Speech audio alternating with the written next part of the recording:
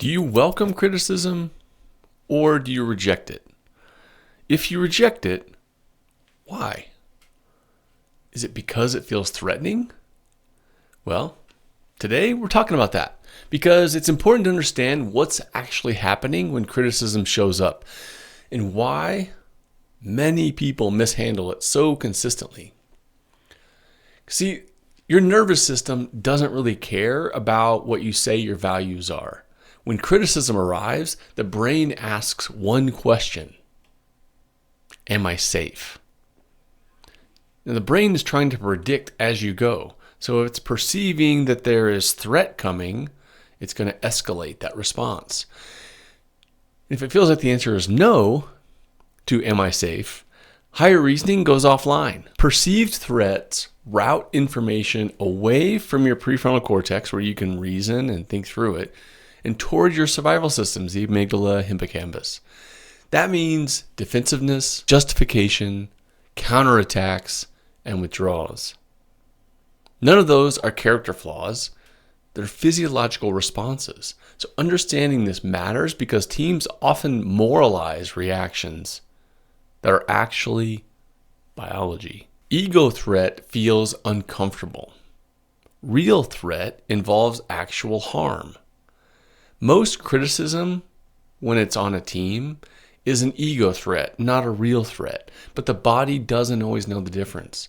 So people react as if their job is at risk, their status is collapsing, and their belonging is threatened. Once that story takes hold, the content of the feedback becomes irrelevant.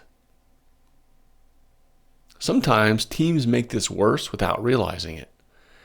You unintentionally train people to fear criticism by only giving feedback when things are already bad, by bundling feedback with consequences, and by delivering criticism publicly and vaguely.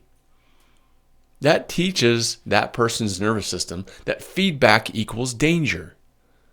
And then, as a leader, you wonder why honesty dries up. Because people often equate discomfort with danger, but discomfort is also a sign of learning and danger is not. So as an above average team member, it's time to learn to pause long enough to ask, is this actually unsafe or am I just uncomfortable? That question can now restore the choices that you have.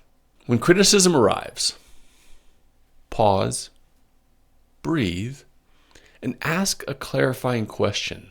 Delay your verdict about the urgency or danger of the situation.